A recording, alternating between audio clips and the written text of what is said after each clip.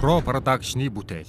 За намайг Цэплэ Огтог Хүрлбаатар гэдэг Увс аймгийн Өмнөговь сумд төрсөн.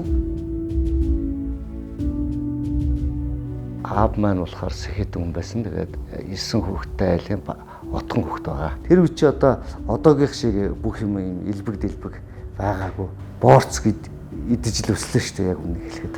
Тэгэл орой нэг урилдаан хоол идэнэ.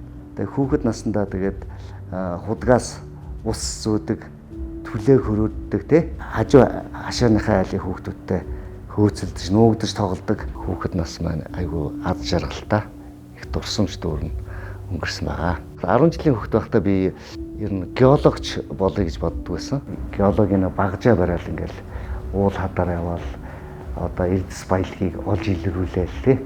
Геологч болох юмсан гэж мөрөөддөг байсан. Гэтэл бол амьдрал бол шал өөр байшаад тий. Тэгэхээр их сонирхолтой. Амьдрал бол маш олон тийм баялаг сюрпризээр дүүрэн байдаг. 1990 онд зөвлөлтийн инженерийн бэлтгэлгээд сургуульд ороод ер нь бол сургууль төгсөөд зөвлөлт холбоот улсад инженерээр сургуульд сурах хэрэгтэй байсан. Ер нь бол онгоцны инженер гэдэг мэргэжлэр сурахаар хуваар автсан байсан. Арчил би болоод энэ зөвлөлтөд тэр улсын зардлаар сурах боломжгүй болсон. Хуваараа өөрөө мөнгөө төлөөд сурч болно гэдэг зүйлийг ярьсан байгаа. Тэр үед бол хүмүүс чинь тийм мөнгө төгрөг байгаагүй шүү дээ. Тэгээ боломжгүй болсон учраас Монгол Улсын их сургуулийн хим технологи анги шинээр нэгдсэн. Хим технологи бол маш гоё ирээдүйтэй. Монгол улсад бол химийн үйлдвэр их хөгжих ирээдүйтэй байна гэж бодож тухайн үед сурсан. Гэхдээ яагаад ч юм хувь заяа намайг хим технологийн сургуульд сургасан байдаг нь би бол хүнсний үйлдвэрт ажиллах байсан учраас сурсан болов уу гэж дотроо бодож явдсан шүү дээ. Их сургуулаа төгсөхдөө нефт химээр дипломын ажлаа бичсэн. Сургууль төгсөн гутаа бол толгойд нефт баазд бол лаборантын туслахаар ажилд орсон. Лабораторийн шалгуу гагаал, шил сав гагаал тийм ажил хийдэг байсан. Гаднаас импортоор хийж байгаа бүтээгдэхүүний чанарыг шалгана. Чанар стандартыг шалгана. Дотоодын энэ бензин колонк түгэж байгаа бас бензиний бас үзүүлэлтүүдийг шалгадаг. Тэгээд хэсэг хугацаанд ажиллаж байгаад эхний сарын цалин авах болсон чинь сарга цалин 3.2-ын шахуу үр төлбөрт өгсөн. Яагаад тэгсэн бэ гэхээр бензиний чанар шалгадаг түүхэд шил багажнуудыг нэлээд олныг хагалцсан байсан. Тэр маань ингээд төлөгдөд маш бага хэмжээний цалин авсан. Тэгээ би нэлээд бас сэтгэлээр бас унжсан. Ер нь бол амаргүй юм байна гэж бодож байсан. Тухайн үед чинь Монгол улс чинь ихэнх бараа ялангуяа хүнсний бүтээгдэхүүн импортоор авдаг байсан. Цөөхөн үйлдвэртэй байсан. Тэгээд яасан бэ гэхээр тэр компанид ажилд орох тийм санал тавьсан. Би тэр компанид ажиллаад тэр хүнсний бүтээгдэхүүнийг яаж зах дээр яаж зарж борлуулах уу гэх мэт тийм ажлуудыг 2-3 жилийн хугацаанд хийсэн байна. Дотооддоо үйлдвэрлэх нь аюул их олон ач холбогдолтой байдаг. Нэгдүгээрт бол валют хэмнэн, хоёрдугаарт ажлын байр бий болгоно. Хөдөө орон нутгийн янз янзын хүмүүсийг түүхэд материал худалдаж авч тэр хүмүүсийг бас дэмжих, орлоготой болгох, ажлын байр бий болгох олон давуу тал байдаг учраас би ер нь дотоодын түүхэд материалаар бүтээгдэхүүн хийх юмсан гэж дотроо мөрөөдөж явдаг гэсэн. - 2005 онд бол Эден компани үүсгэн байгуулж ажиллаа хийж эхэлсэн дээ. Дансандаа 1 сая төгрөг байрлуулж гэрчлэгээ авах боломжтой болдог байсан байгаа. Тэгэхээр компани байгуулад 1 сая төгрөгөд хүнээс зээлсэн. Тэгээ компани байгуулж ирсэн. За Эден гэдэг нэр бол их учиртай нэр. Дэлхий дээр хамгийн анх амьдарч ирсэн эрэгтэй эмэгтэй хоёр хүний амьдарч ирсэн цэцэрлэгийн нэр байгаа. Тэр Эден цэцэрлэгт маш олон төрөл бүрийн жимс ургадаг. Тэр цэцэрлэгийн нэрээр компани нэрлсэн байна. Анх бол жохон 2-3 хүнтэй хөгжиж явсаар байгаад манай компани бид энэ 20 жилийн хугацаанд бие биенээ хүндэтгдэг, ажиллах таатай үр амьсгалыг бий болгох гэж ажиллаж хичээж явж байгаа.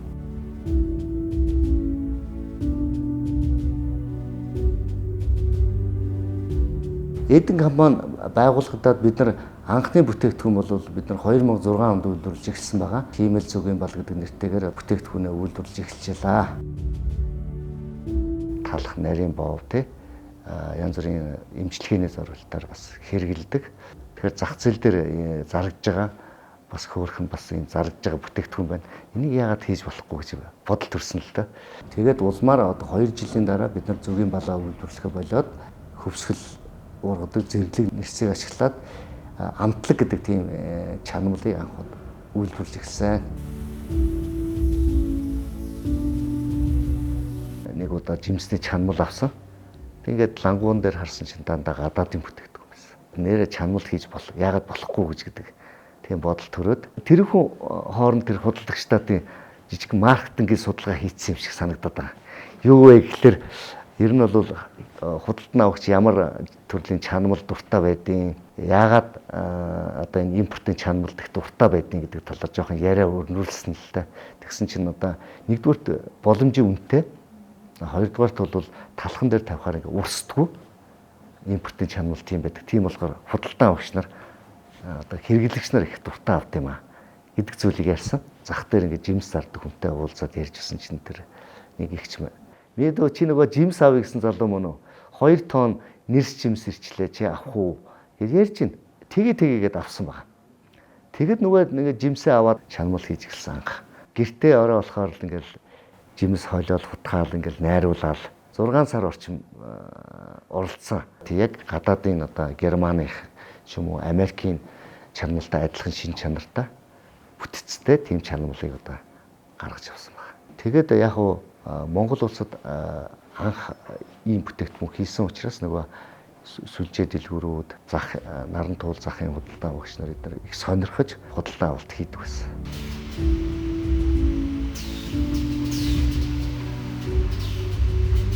За одоогийн байдлаар манай компани болохоор амтлаг брендийн 12 төрлийн бүтээгдэхүүн, Эдэн брендийн өтгөрүүлсэн шүүснүүд, бас Вото брендийн ус үйлдвэрлэж байна. Бэби гүүдийг сүүлд энэ жилийн хавраас эхлээд бэби жимсний хүүхдийн одоо нугш үйлдвэрлэж эхэлж байна. Энэ хүүхдийн нугш бол жишээлбэл бид нар бол түүхэд материалын Америк нэгдсэн улсаас татаж авч ирсэн. Дотоодын бас жимс луумгийн орчин найрлагатай. Ногоо жимсний холимогшүүд энэ ч юм бол сахаргүй эрүүл тийм органик бүтээгдэхүүн байна. 50 гаруй нэр төрлийн бүтээгдэхүүн одоо үйлдвэрлэлд явж байна.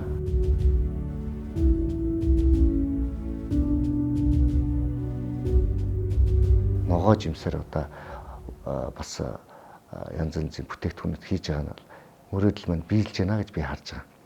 Тухайн үед бол 100% баг импортоор 100% баг хамааралтай байсан бол одоо бол Монголын компаниуд нийлээд импортын бүтээгдэхүүний 50 гаруй хувийг бол дотооддоо хийж байна. Тэр мөрөөдөл маань биелж байгаа юм байна гэж би одоо хараад их баярлаж явдаг л да. Хүн дөрнө сайхан мөрөөдөлтэй байх хэрэгтэй байна. Өдий 20 жилийн дараа мөрөөдөл маань ингээ биелээд явж байгааг хараад би тэрүүгээрээ бахархаж явдаг л да. Манай компани бүтээгдэхүүн маань Монголд үйлдвэрсэн бүтээгдэхүүн яаж гэнэ? Ямар ч дэлгүүрээр орсон зарагддаг болсон байна. Хөдөө орон нутгаар явхад ч манай бүтээгдэхүүнүүд газар сайгүй зарагддаг болсон байна. Энийг хараад бас бахархаж идэг. Дашрамж хэлэхэд одоо энэ хэрэглэгч манай компанийг дэмжиж бүтээгдэхүүнийг худалдаж авдаг, бидэнд хөрөнгө оруулдаг. Тэр худалдан авагч бүхий л хүмүүстэй их талархаж явдгаа бас хэлмээр санагдаж байна. Гэр бүлийн хувьд бол эхнэр 2 охины хамт амьдарч байна. Том охин маань одоо 19 настай, бага охин маань 14 настай. Эхнэр нөхөр бие биенээ уучлах, бас эхнэр нөхөр бие биенээ хайрлах, тэр хайр дээр тогтдсон болов уу гэж ойлгож ухаарч байгаа юм да. Эхний жилүүдэд би цөөхөн хүнтэй ажиллаж байхад бол ажил болж исэн. Компанийн хүмүүс маань олон болоод үйл ажиллагаа тэлээд ирсэн би хүч хөрөх ганцаар амжихгүй болсон. Тэгээ эхнэрийгээ хамт ажиллах одоо санал тавьсан байгаа. Тэгээ манай эхнэр бас дуртай уриалхан хүлээж аваад эдэн компанитай ингээм хамтдаа ажиллаад явж байна. Тэгээд ямар зүйл бид хоёр тохиролцсон бэ гэхээр ерөөсөө ажил дээр очиод ажиллаа ярив. Гэрт бол ажиллаа ярихгүй. Энэ бол бас их бидний амьдралд бас эерэг зүйлийг авчирсан. Үр хөвгттэй болохоор өөрсдийнхээ нөгөө итгэл үнэмшилтэй бодож мөрөөдж явдаг зүйлээ бас өвлүүлжүүлдэг гэж бодож явсан л та. Тэгээд үр хүүхэд маань бас бидний энэ замаар явж байгаад би бас баяртай байгаа. Аав ээжийнхаа үзэл бодол энэ зүйлийг ингээ хүндэтгээд ингээд явж байгаагаад би их баяртай байдаг. Бизнес гэж юу вэ гэдэг талаараа жоохон судлаж мэдэх хэрэгтэй.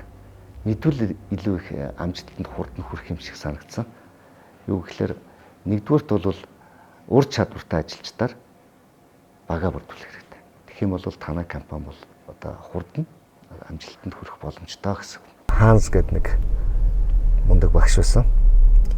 Тэр намайг бол надад маш их зааж өгсөн. Тэрний хичээлээр суугаад маш их ойлгож авсан. Хэрхэн яаж одоо мэргэжлийн бизнес эрхлэгч болох вэ гэдэг тэр арга замуудыг зааж өгсөн. Тэрнээс их олон зүйлийг сурж аваад амьдралдаа хэрэгжүүлснээр яасан бэ? Энэ одоо сайн үр дүнгууд гарч эхэлсэн. Монголд бол бизнесийн маш их боломж байна.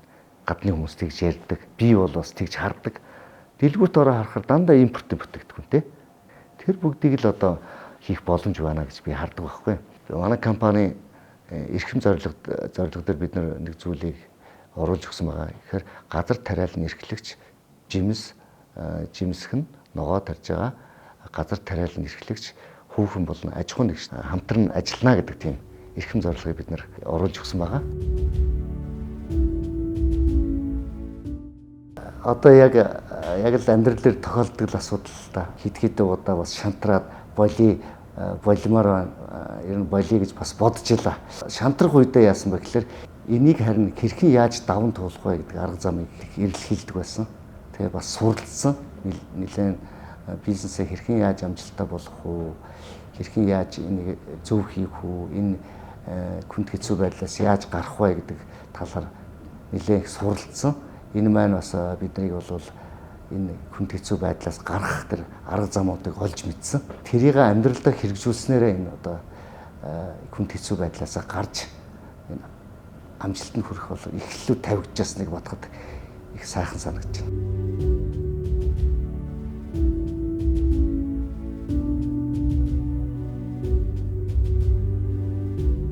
Манай компани 2019 онд ISO 9001 стандартыг хэрэгжүүлсэн.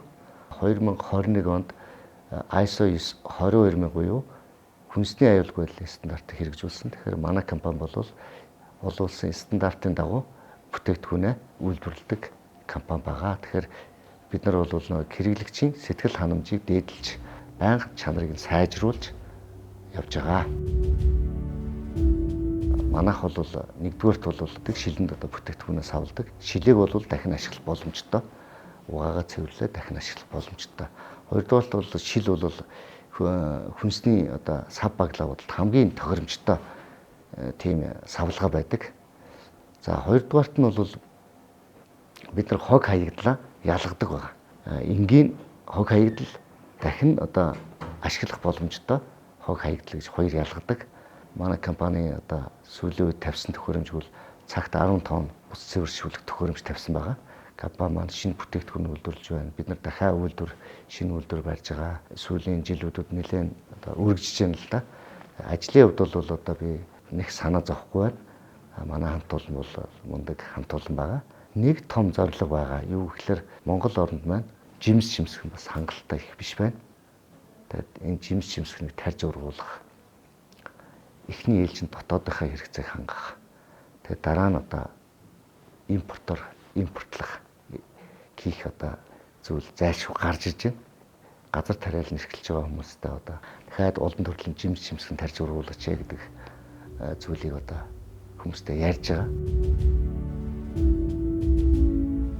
Бас хамгийн чухал зүйл нь эцсийн хэрэглэгч болох та манай бүтээгдэхүүнийг худалдан авснараа зөв манай компанид хөрөнгө оруулаад зогсохгүй газар тариалан эрхэлж байгаа тэр хүүхэн болон аж ахуйн нэгжийг бас давхар дэмжиж байгаамаа. Тэгэхээр энэ бол маш олон ажлын байр бий болгож байгаа. Саяхан би нэг дэлгүүрийн лангуун дээр байгаа бүтээгдэхүүнүүдийг хараад маш олон жимсний чанамлууд Монголын олон компаниуд үйлдвэрлэг болсон байгааг би хараад нэг бодол төрж ирсэн. Юу гэхээр анх одоо жимсний чанамл эхэлж яхад 100% импортын одоо бүтээгдэхүүнүүд байсан болвол Монгол орныхаа жимс шимсгнийг ашиглаад энэ импортыг орлохын бүтээгдэхүүнүүд хийх юмсан гэж мөрөөдөж байсан. Тэр мөрөөдөл маань ингээд биелсэн байгаагүй хараад бас бид нар бол хийж чадлаа шүү гэж дотроо бахархах сэтгэл төрж ирсэн. Мэдээж би ганцаараа хийгээгүй, хамт олон энэ ур чадвартай ажилчид хамт олонныхаа хүчээр энэ бүгдийг хийж байгаа. Тэгээ бас хамт олноороо бас бахархах сэтгэл төрж илаа.